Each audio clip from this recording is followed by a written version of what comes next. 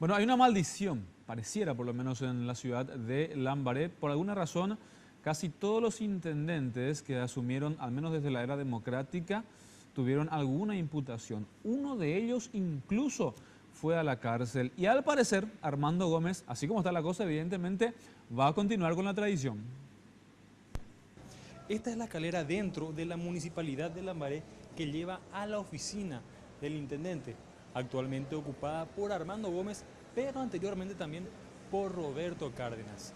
Esta es la puerta de la intendencia, específicamente. Cada persona que ha ingresado a esta oficina, al menos en los últimos 20 años, ha salido con algún tipo de proceso penal en su contra.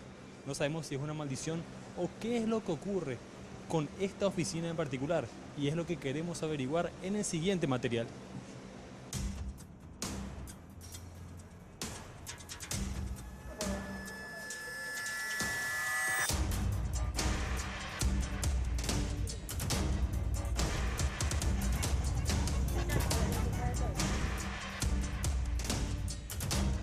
Existe una leyenda sobre Lambaré, donde las 4 imágenes que adornan el cerro que da su nombre a la ciudad parecen estar pidiendo comida, educación y justicia, y quizás deban seguir solicitando esto por mucho tiempo más, ya que según el historial de intendentes de la capital del amor, al menos los últimos 5 han sido imputados y hasta encarcelados por crímenes durante su gestión municipal. El primer caso registrado de la maldición de Lambaré se remonta a 1996, 21 años atrás, cuando el entonces intendente Celso Cabral del PLRA disparó contra un contrincante político en un bar y fue encontrado culpable por asesinato e indultado posteriormente durante el gobierno de González Macchi. El Partido Colorado aprovechó esta situación y logró ubicar en las elecciones siguientes a Juan Martínez, quien habilitó una caja paralela en la municipalidad y recaudó pro bolsillo unos 3.000 millones de guaraníes. Incluso renunció antes del final de su gestión para volver a candidatarse como concejal. Él comenzó a robar Lambaré y a estar como está. Y como dejó su compadre, porque creo que, no sé si saben que es su compadre, es el señor Cárdenas. En el 2006, el ya sufrido pueblo lambareño vio cómo el hasta entonces concejal, el compadre Roberto Cárdenas, daba un paso más en su carrera política y asumía la intendencia de la ciudad, la cual se extendería por 2 periodos más, hasta que...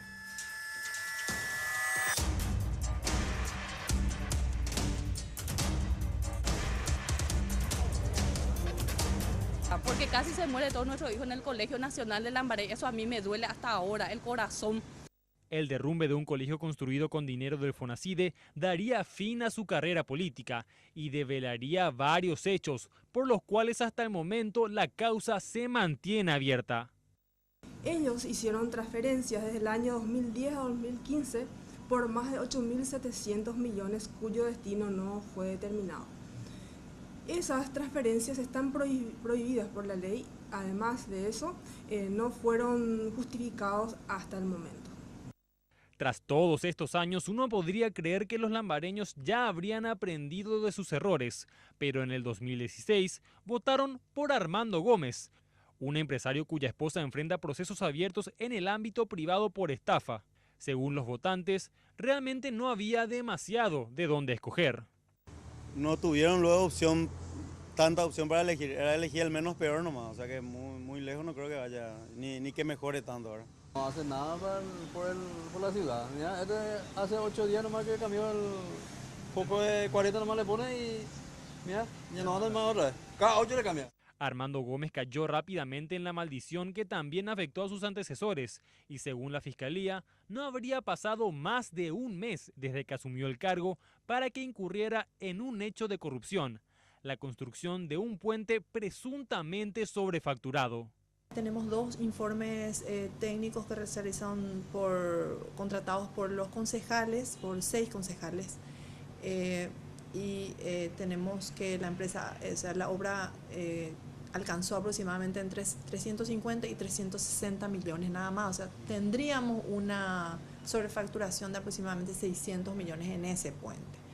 La corrupción se ha extendido por tanto tiempo en la municipalidad de Lambaré que pareciera que no existe dinero ni siquiera para reponer la flecha al cacique que da su nombre a esta ciudad.